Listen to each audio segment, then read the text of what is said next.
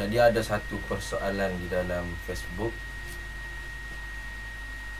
yang bertanyakan mengenai adakah dalil pada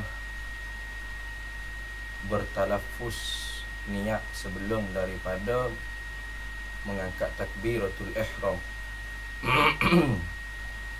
Kerana niat, bagaimana maklum kita tahu, ialah qasdus syai' muqtarinan bi fi'lih.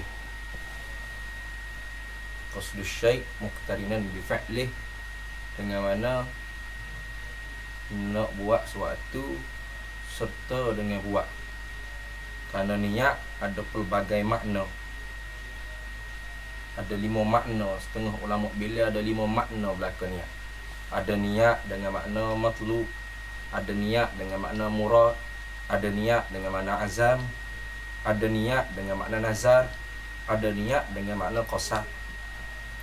Makna niat dengan makna matlub, dengan makna ada itu ni, niat dengan makna tuntut, ataupun niat dengan makna murad, niat dengan makna tujuan atau illah.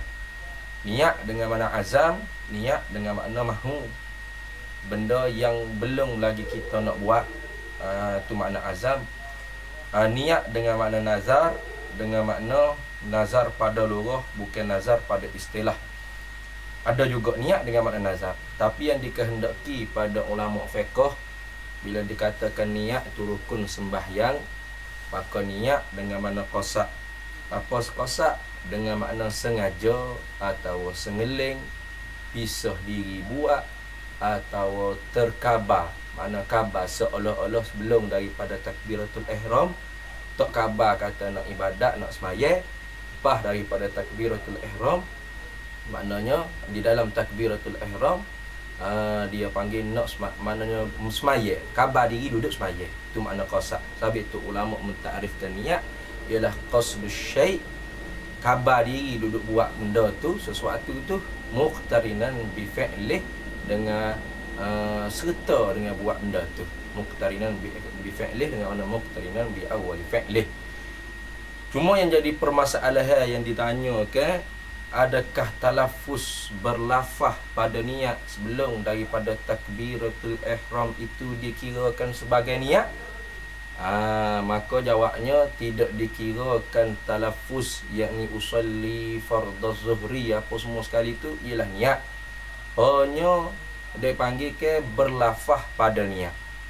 Dia ni berlafaz pada niat kerana nak menolong ke niat tu hadir ketika kita muqtarinan ke dia, kita muqaranahkan dia dalam takbiratul ihram. Maka apa hukum kita berlafaz? Pertama sekali dia kata ni, hukum berlafaz dengan usolli fardhu zuhri ke fardhu asri ke semua talaffuz niat pada semaya pada ibadat, hukum dia di sisi mazhab kita sunat.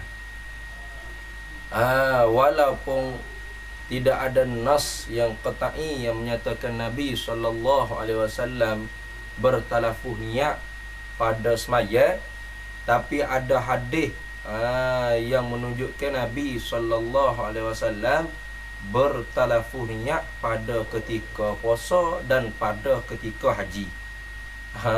Tu diriwayatkan daripada Sayyidina Anas bin Malik anna Anas radhiyallahu ta'ala anhu qala sami'tu Rasulullah sallallahu alaihi wasallam yaqulu labbaika umratan wa hajjan. Wa fi riwayatin labbaika hajjan wa umratan. Apa? Sengaja aku mengerjakan umrah dan haji. Maka ulama kita mengkiaskan dengan ibadat haji yang tidak sehari kita buat tu pun Nabi bertalaffuh niat, apatah lagi ibadat semaya yang sehari 5 kali sehari kita buat ni, amat-amat sunat lah kita bertalaffuh niat. Tu masuk dalam kaedah min babil aula. Sebab itulah ulama mengistinbatkan hukum talaffuh pada niat tu ialah sunat.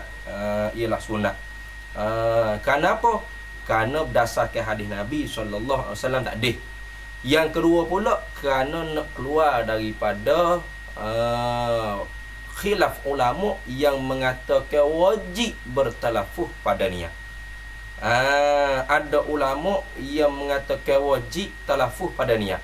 Ada ulama yang tidak menyatakan sunat, tidak menyatakan wajib bertalaffuh niat. Lalu mazhab kita Syafi'i keluar daripada khilaf data ni, kerana kaedahnya furuju min khilafi mustahabbun, keluar daripada khilaf ulama tu sunat suku pula.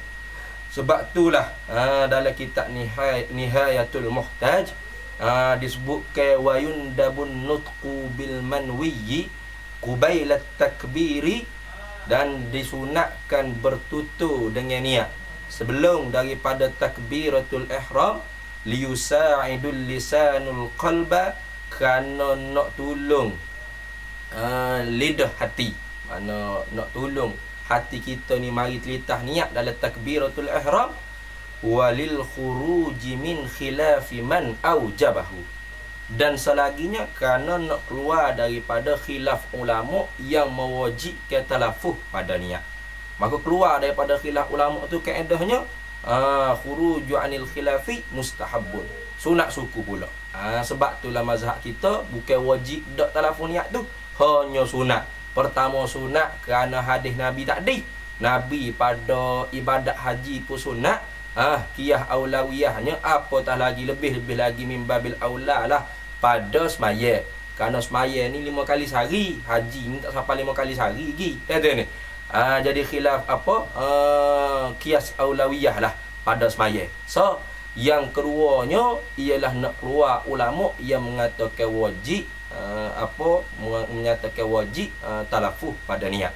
Sebab itulah banyak dalam kitab-kitab fuqaha, dalam kitab-kitab ulama kita yang menyatakan sunat bertutur berlafaz talaffuh pada niat sebelum daripada takbiratul ihram. Setengahnya daripada kitab Minhajut Talibin karangan Imam Nawawi, dia kata wan niyyatu biqalbi, bermula niat tu dengan hati, tepat takluk dia nya. Wa yundabun nutqu qubailat takbiri, memanglah niat tu dalam hati, tapi disunatkan bertutur sebelum daripada takbir. Kerana apa? Kerana liusa'idul lisan, kerana nak tolong lidah, liusa'idul lisan qalb, kerana nak tolong lidah hati, supaya mari mudah litah takbir niat dengan makna qasak tadi dalam takbiratul ihram, bukan niat dengan makna azam, bukan. Tu lagi pula ada tersebut dalam kitab Nihayatul Muhtaj juga, 2 tempat sebut wa yundabun nutqu bil manwi qubailat takbiri liyusa'idul lisanu qalba wa li annahu ab'adu 'anil waswasi, dan nak menjauhkan daripada waswas. Nak menjauhkan daripada waswas. Banyaklah maknanya dalam kitab-kitab ulama mazhab kita Syafi'i ni tak usah kira lah. Banyaklah menyatakan sunat talaffuz pada niat. Begitu juga dengan mazhab lain daripada mazhab kita Syafi'i. Contohnya seperti mazhab Hambali. Tersebut dalam kitab Kashful Qina' ala Matinil Iqna'. Dia kata wa mahalluha qalbu, dan bermula tempat niat tu ialah hati. Wujuban akan sebagai wajib. Wal lisanu, dan bermula lidah bertutur dengan niat tu istihbaban ialah sunat. Mazhab Hambali pun kata sunat bertalaffuz pada niat. Begitu juga dengan mazhab Maliki. Dia kata dalam kitab Syarhud Dardir ala Matanil Khalil, dia kata wal lafzuhu ay talaffuzul musalli, dan lafaznya lafaz niat bertalaffuz, berlafaz pada niat semaya tu. Seorang semaya tu bima yufidun niyata, pada barang hak dia nak niat tu, kana yaqulu adalah ia seperti berkata ia nawaitu fardhu zuhri, aku niat semaya zuhur umpamanya, masalan umathilu misalan. Wasi'un adalah ia dibenarkan. Ai apa makna wasi'un? Nak tafsir lagi, jaizun harum bimakna khilaful aula. Di mazhab Maliki kata harum khilaful aula.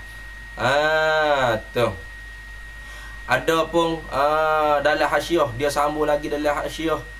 Dalam hasyiah dia hasyiah bagi kitab Syarah Ad-Dardir tu dia kata wa yustasna minhu, dan diistisnakan daripadanya al-muwaswisu, orang yang waswas. Fa innahu, maka sesungguhnya yustahabbu, disunatkan lahu baginya bagi orang waswas tu talaffuzu, bertalaffuz pada niat. Bima yufidun niyata, dengan bagai apa bagai hak dia nak pada niat dalam semaya tu. Liyadhhaba anhu, supaya